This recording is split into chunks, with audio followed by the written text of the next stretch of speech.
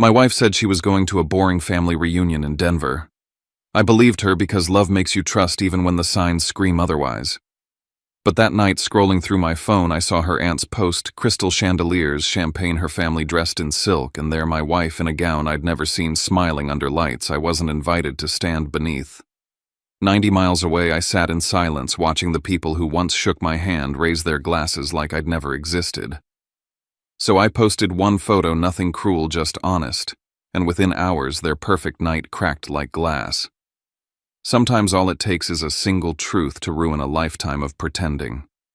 I'm Elias Crowder. And this isn't just about betrayal, it's about what silence can do to a marriage. I'm about to share something close to my heart. But before I do, can you say hi in the comments? Or tell me where you're from? I love hearing how far my story reaches. It's always good to know I'm not alone in this. Thank you. And now, let me tell you everything. And if you want more stories like mine, raw, real, and straight from the heart, don't forget to subscribe. Your support keeps stories like this alive. The first cold wind of December pushed through the cracks of our little house in Fort Collins, carrying with it the smell of pine and coffee. I remember that morning too clearly, the kind of quiet that feels fragile, like a porcelain cup you don't dare breathe on. The sunlight was pale, barely touching the kitchen tiles. I stood by the counter waiting for the coffee to finish dripping, while Marina scrolled through her phone, her thumb moving faster than usual.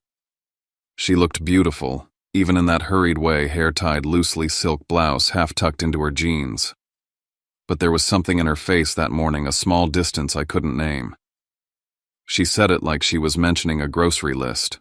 There's a family reunion in Denver this weekend. Nothing exciting. You'd hate it. Her voice was light, practiced, and it brushed right past me. I asked if she wanted me to come along. She didn't look up when she answered. No, honey. It's going to be boring, just golf and old stories. You should take the weekend for yourself. She turned her phone face down on the table as she said it. I saw a flash before the screen went dark, just long enough to catch the words, rehearsal dinner list. It took less than a second, but something about it stayed behind like a splinter in my mind. Marina walked over to the closet and pulled out a garment bag. She hesitated, then unzipped it. Inside was a turquoise gown, silk, elegant, nothing like what you'd wear to a casual reunion. She held it against her body and looked at herself in the reflection of the microwave door, smiling a little. Maybe I'll bring this just in case Mom plans something fancier. You know how she gets. Then, almost as if she realized she'd said too much, she slipped the dress back into the bag and hung it behind the door. I laughed softly, though it didn't feel funny. Sounds like quite the boring weekend, I said. She kissed my cheek, her perfume faintly floral. Don't read too much into it, Elias. I'll be home Sunday night. After she left, the house felt too large. The wind howled against the window frames, rattling them gently, like the house itself knew something I didn't. I noticed the framed wedding photo hanging slightly crooked on the living room wall. I reached out to straighten it, but stopped halfway. The angle felt right off, but honest. On her side of the dresser sat the shoebox with the same turquoise heels I'd given her 2 anniversaries ago. She hadn't worn them once. I touched the lid, then stepped back. Maybe love means pretending not to notice the tiny lies that keep a marriage comfortable. Maybe. The kettle whistled. I poured the coffee, sat down, and stared at the door she'd just walked through. My phone buzzed with a work notification, but I ignored it. Instead, I opened my messages and typed a quick text to Zoe Rains, my friend from college, a photographer who lived nearby. You free this weekend? Need to get out of town for a bit. I didn't hit send right away. My thumb hovered over the screen as her car engine started outside.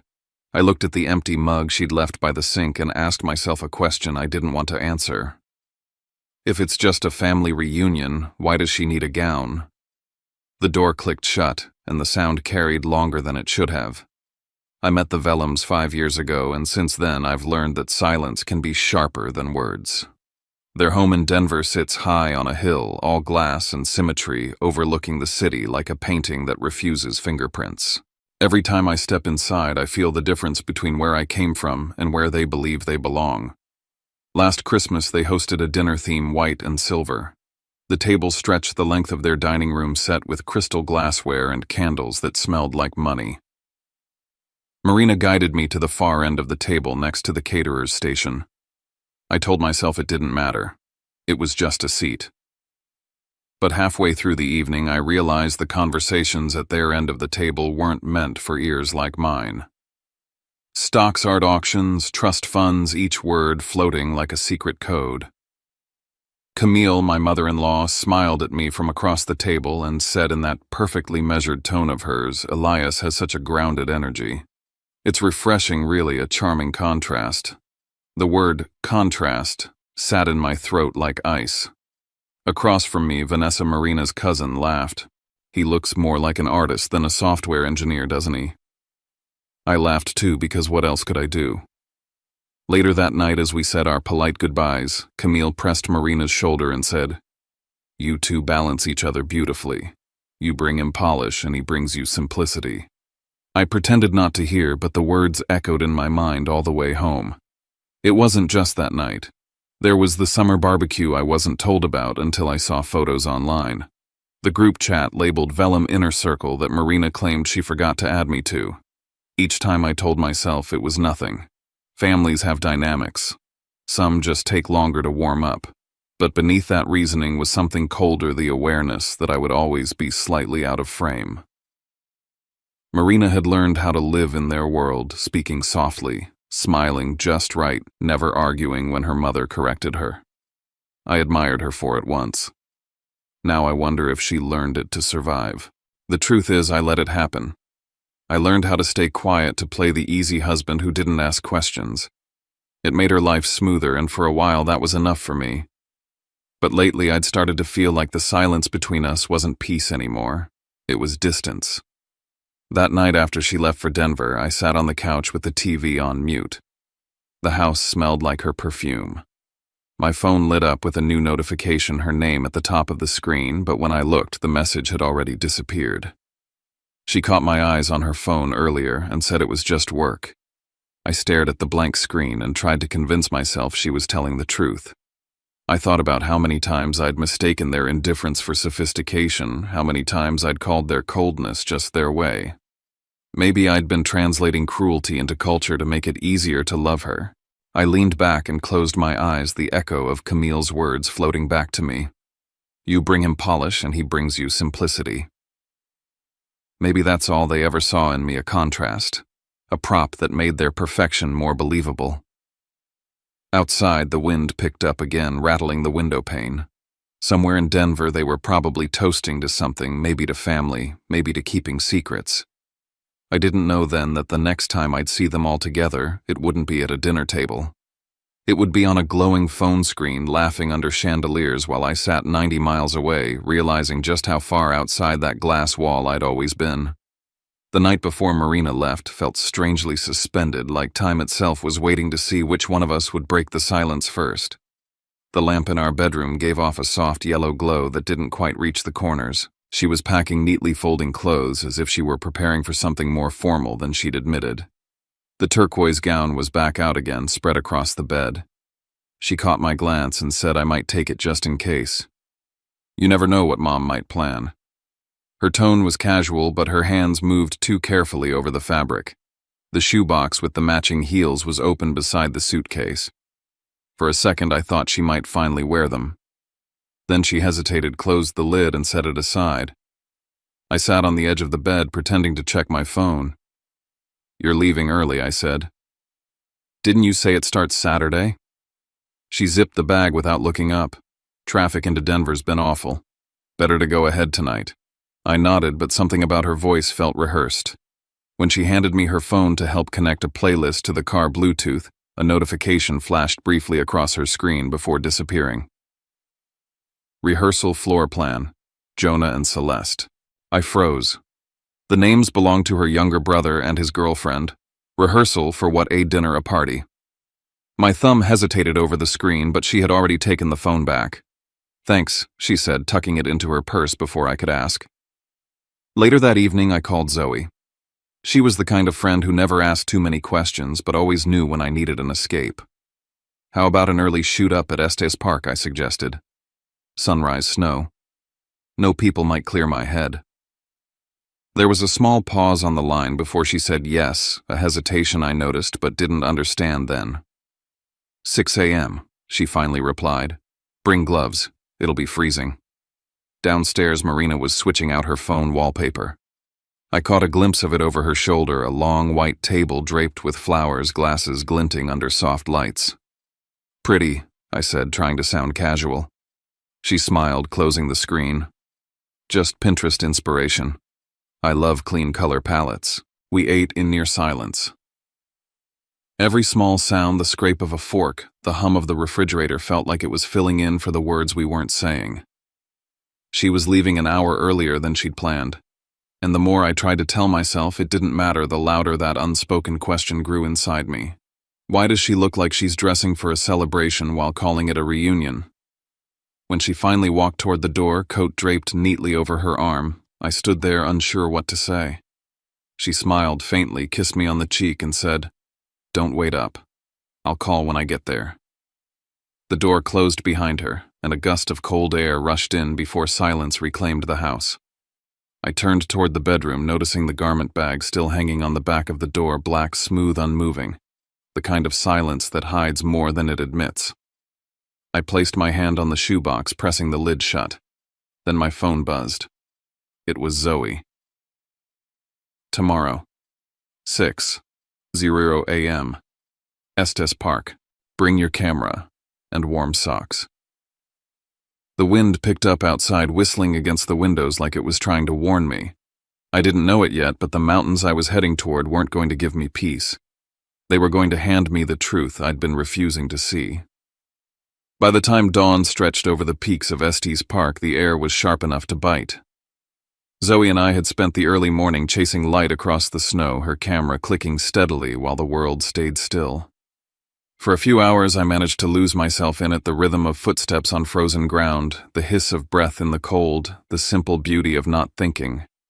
We ducked into a small cafe afterward, our boots leaving trails of melted snow on the wooden floor.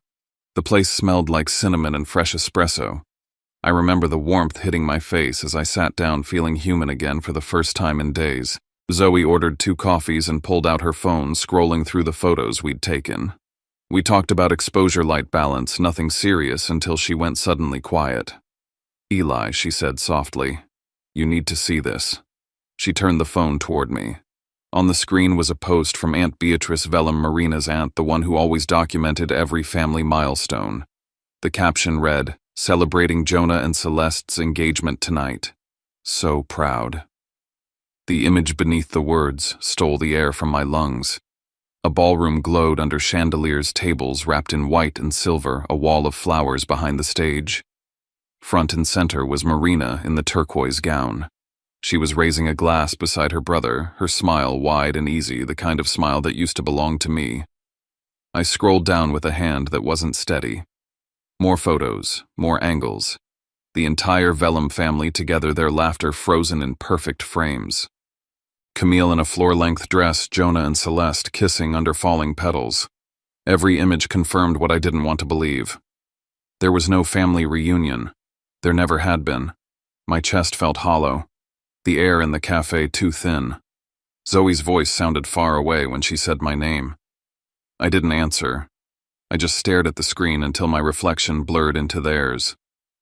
90 miles away, my wife was at her brother's engagement party, one I hadn't been invited to.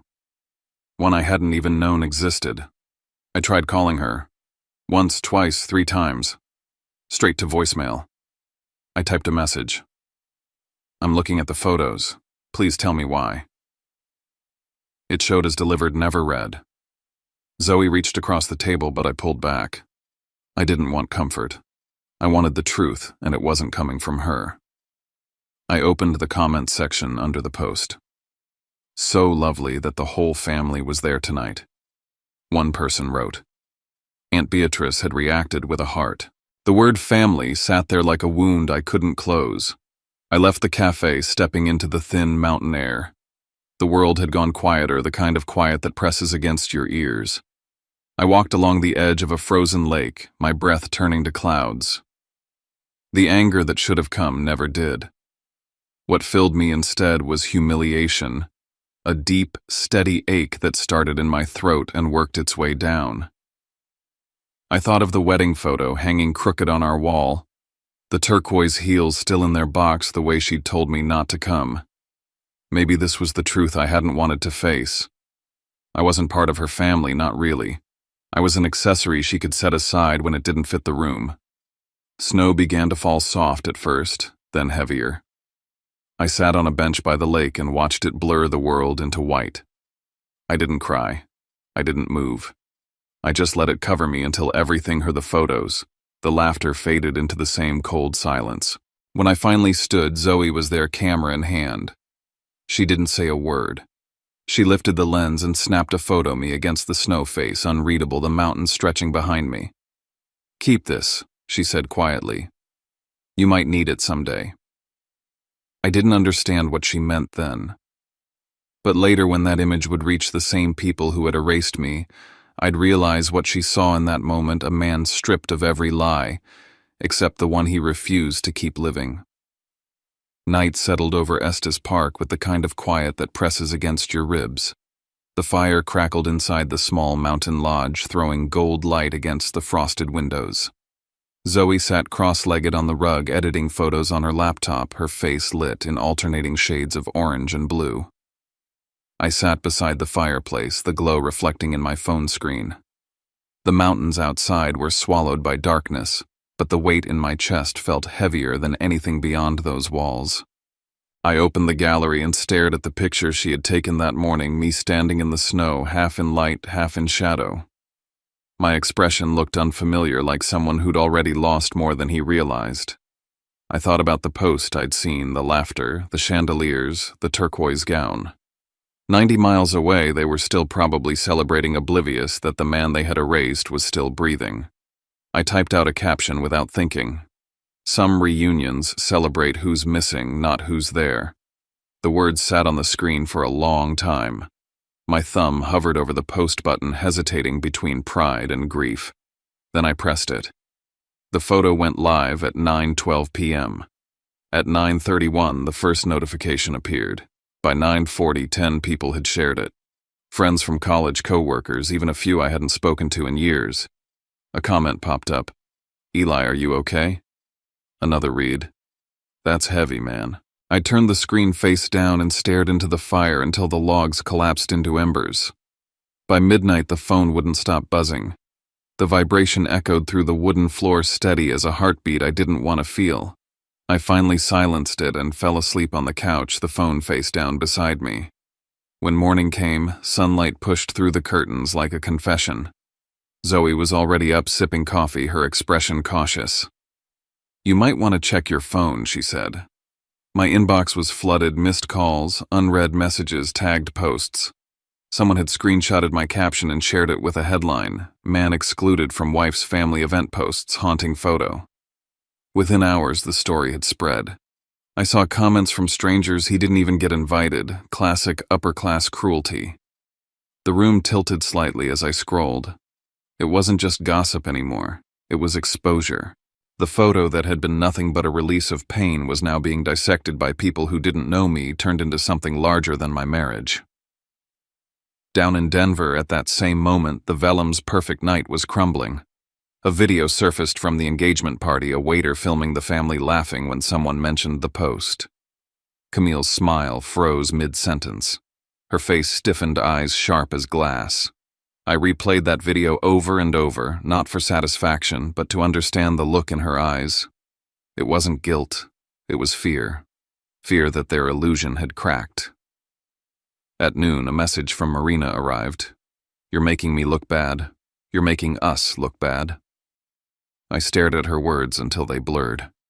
Then I typed back, "You did that yourself, the moment you lied. I just stopped keeping your secret."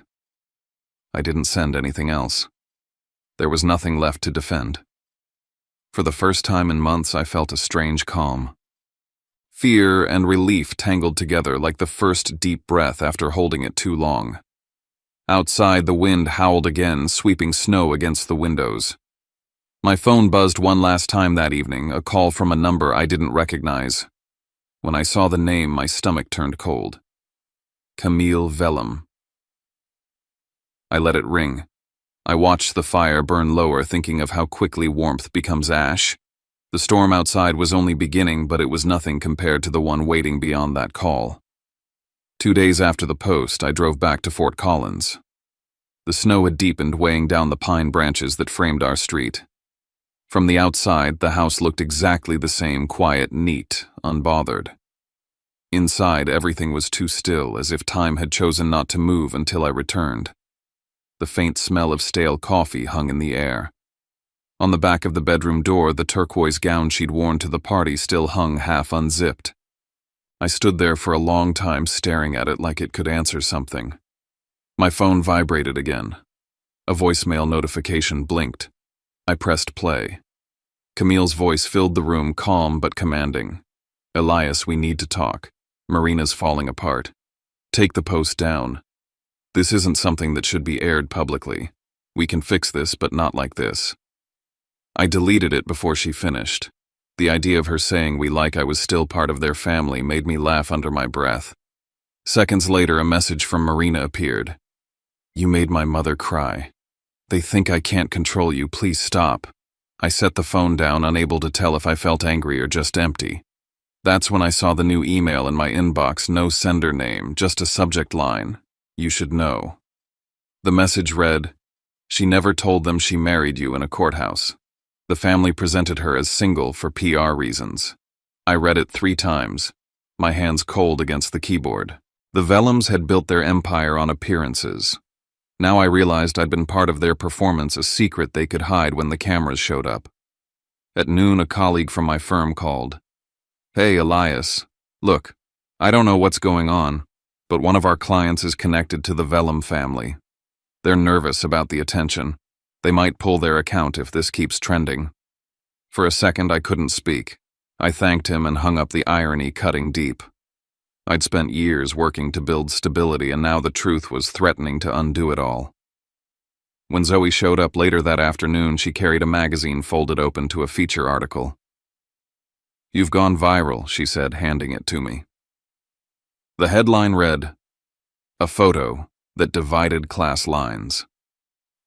Beneath it, the caption described me as a symbol of how silence protects privilege. I didn't know whether to laugh or feel sick. My private heartbreak had become a public statement. By sunset, the light faded into a bruised orange. I heard the front door open and close softly. Marina's heels clicked against the hardwood floor before stopping in the hallway. "We need to talk," she said. Her voice was trembling, not with guilt, but exhaustion. She stood there in her fur-lined coat, her hair pulled tight. Her eyes were red, her tone brittle. "You turned my family into a spectacle." "No," I said, "I just stopped pretending your family's kindness was real." She flinched but didn't look away. "You don't understand, Elias. My mother has worked her whole life to build that reputation. She just wanted things perfect for Jonah. You humiliated her." "Then she should have invited me," I said evenly. "She should have stood by the truth." Marina's voice cracked. "She told me if you came, it would ruin everything. The donors, the press, the sponsors." She stopped, realizing what she'd admitted. "So she told everyone you were single?" I asked quietly. "That's what this was about, image." Her silence said more than any confession could. She looked small, then almost transparent. "I just wanted peace," she whispered. I picked up the turquoise heels still in their box and placed them on the dresser. "Peace built on lies isn't peace, Marina. It's decoration."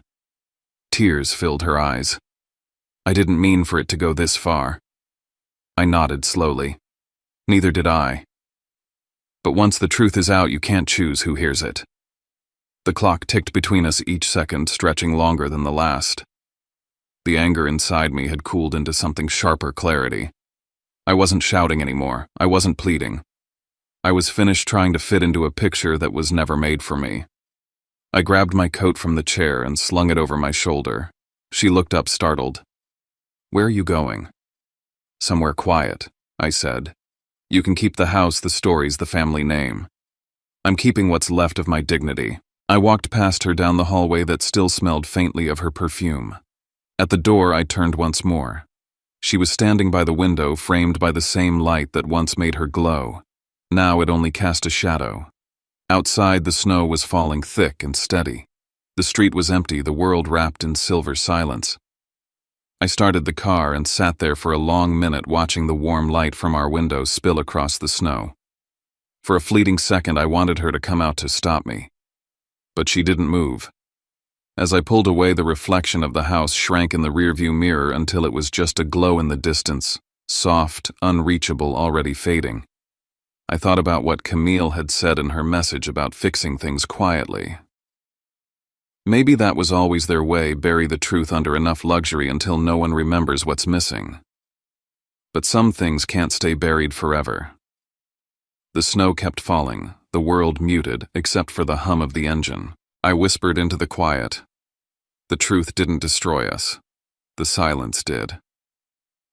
And then I drove into the dark, leaving the lies behind, letting the night close around me like the first breath of freedom. A week after I left, Marina texted me. The message was brief, formal, almost businesslike. Mom wants to meet. We should end this properly. I stared at the screen for a long time before typing back, where and when. She replied within a minute. Cherry Creek, the Regency Room, 7 p.m. The same place where every Vellum celebration was held. The irony wasn't lost on me. When I arrived, the city lights were reflected in the wet pavement, fractured like pieces of glass. The restaurant was dimly lit, filled with the low hum of money and restraint. A hostess led me to a private room in the back, the kind reserved for people who didn't want to be overheard. Inside, the table was set with white flowers and crystal glasses. It looked exactly like the engagement photos, every detail down to the folded napkins. Camille Vellum sat at the head of the table, perfectly composed. Marina was beside her, eyes, downcast fingers knotting and unknotting the hem of her sleeve. Across from them, Jonah leaned back, arms crossed, his expression somewhere between pity and discomfort. I sat opposite Marina. The air between us was thick enough to taste. Camille was the first to speak. Elias. She began, her voice steady. We're not here to argue. We simply want to bring closure to an unfortunate situation. If you take the post down, we can all move forward. The family's image doesn't need to suffer more than it already has. I looked at her and almost laughed. You mean your image? The kind of normal where I pretend I don't exist? Marina's voice trembled. Please, Elias. You don't understand. Mom just wants peace. Peace, I said quietly, or silence. No one spoke for several seconds. The only sound was the faint clink of a fork against porcelain from another room. Then, as if on cue, a waiter entered, placing a sealed envelope on the table. For the Vellum family, he said before leaving. Camille reached for it, but I was faster.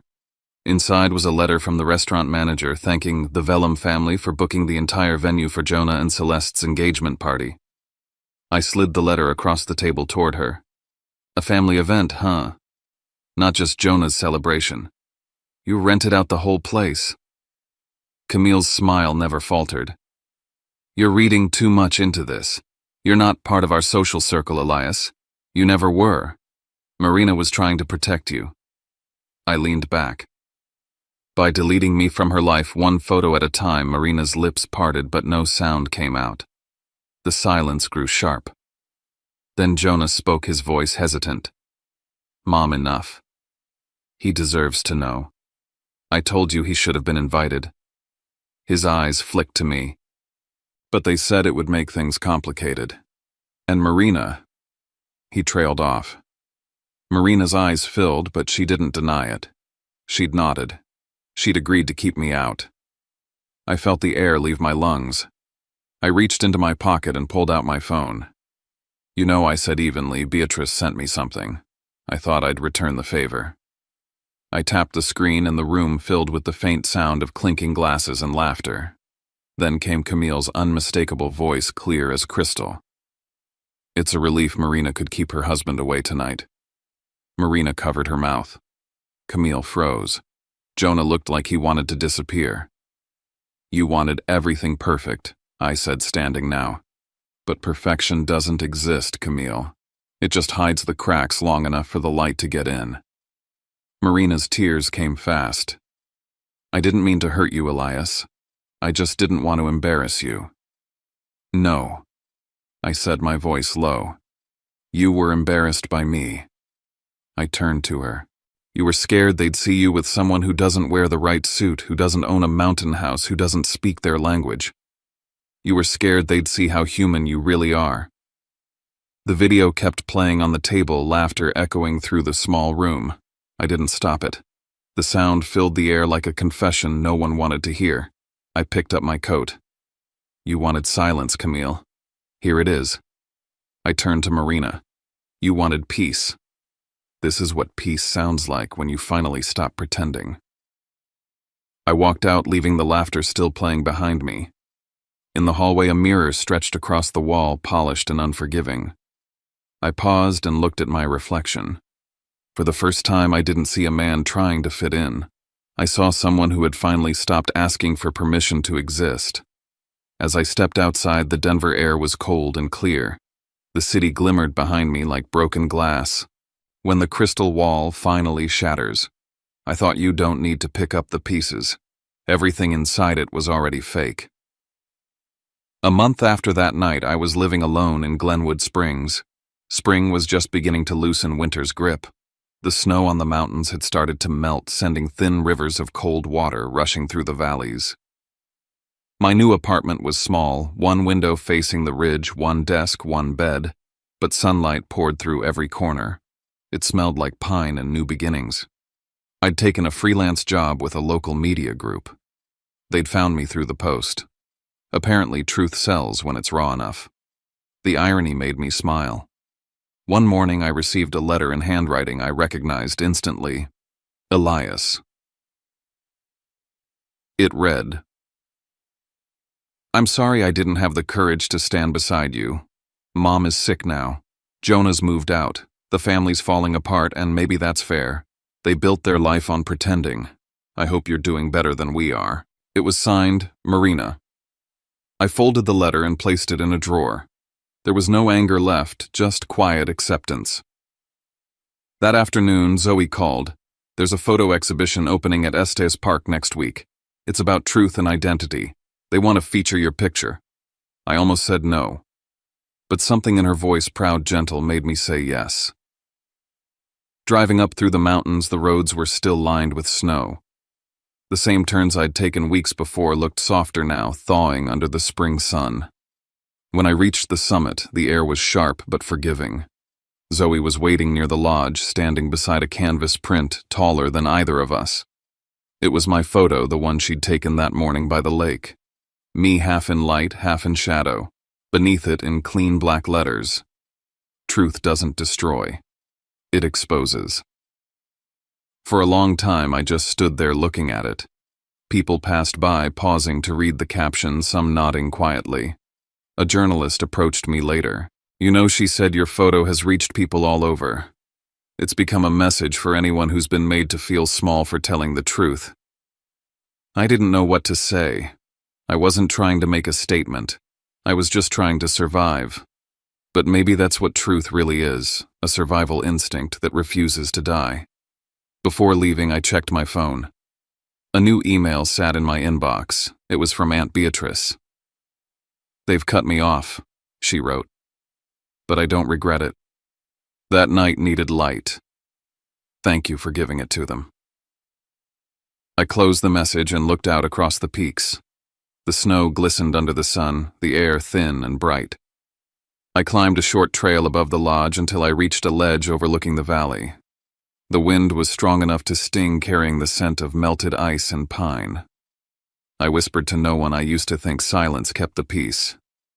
Now I know it only hides the bleeding. I lifted my camera and took another picture, the horizon burning gold where the sun cut through the mist. The moment felt whole, unforced. That night back in my apartment, I uploaded the image. The caption read, "The mountain doesn't lie, it just stands." By morning, thousands had shared it. Among the comments, one caught my eye. "It's beautiful, Elias. Thank you for teaching me to stand. It was signed simply Marina. I didn't reply. Some words don't need answers. They just need to exist. The sun climbed higher outside my window, brushing the mountains in light. I stepped onto the balcony, breathing in the cool air, the world below still wrapped in silence. For the first time in a long while, that silence didn't feel like a cage. It felt like space. There are losses you don't heal from, only truths you learn to carry. I looked toward the peaks, the snow beginning to melt under the morning sun, and thought, the world doesn't owe me an apology. It only owes me the chance to keep standing. And then I walked back inside, the light following me, warm and unbroken.